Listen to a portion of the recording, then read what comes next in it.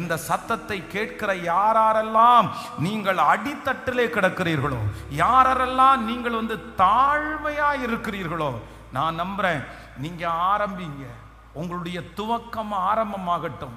கர்த்தர் சிலருடைய வருமானத்தை கர்த்தர் பெருக பண்ண போகிறார். உங்களால தான் கர்த்தர் ஒரு பெரிய வருமானத்தை கர்த்தர் கொண்டு வர போறாரு. நீங்க தான் அந்த எலிசா. அந்த எலிசா யார் அப்படின்னா, தங்களுடைய வாழ்க்கையிலே சிறுமையிலிருந்து ஆரம்பிக்கிற அந்த எலிசா தடைகளை மாற்றி ஒரு பெரிய ஆசீர்வாதத்தை கர்த்தர் கொண்டு வர போகிறார். ஹல்லேலூயா. உங்க கையில கொடுக்கிற சின்ன வேலையை ஆண்டவர் ஆசீர்வதிக்க போகிறார். உங்க கையில கொடுக்கிற சின்ன தொழில ஆண்டவர் ஆசீர்வதிக்க போகிறார். எத்தனை பேர் நம்புறீங்க? ஆண்டவர் இன்றைக்கு வாக்கு கொடுக்கிறார். நீங்க என்ன பண்ணுங்கன்னா, எதையுமே யோசிக்க வேண்டாம். தாழ்மையோடு துவங்குங்கள், சின்னதா துவங்குங்கள், அற்பமாய் துவங்குங்கள். உங்களுடைய ஊழியம் அற்பமாய் துவங்கட்டும், உங்களுடைய வேலை அற்பமாய் துவங்கட்டும், உங்களுடைய வருமானம் அற்பமாய் துவங்கட்டும், உங்களுடைய வேலை அற்பமாய் துவங்கட்டும். கர்த்தர் சொல்லுகிறார், ஒரு நாளிலே நீங்கள் வந்து நிற்பீர்கள். உங்கள் நிமித்தமாய் தடைபட்ட வருமானம் திரும்ப கடந்து வரும். ஹல்லேலூயா. ஏற்கனவே இருந்ததை நீங்க இழந்திருக்கலாம். இனி என்ன பண்ணுவேன்? ஒரு பெரிய விஷயத்தை நீங்க பார்த்து இனி அகைன் இந்த கீழே இருந்து நான் எப்படி பாஸ்டர் ஆரம்பிக்கிறது?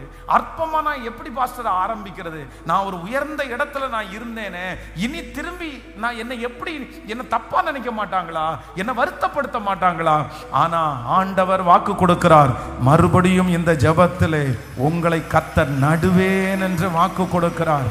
இல்ல, நீ இன்றைக்கு ஆரம்பிக்கிறது கீழே தான் இருக்கும், அது குறைஞ்சதா தான் இருக்கும். மறுபடியும் ஆண்டவர் வளர்த்துவார், மறுபடியும் ஆண்டவர் உயர்த்துவார்.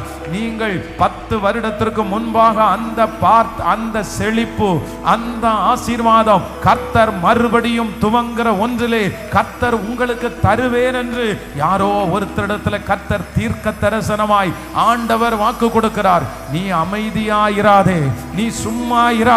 கர்த்தர் சொல்லுகிறார், நீ துவங்கு. மகனே, நீ அற்பமாய் துவங்கு.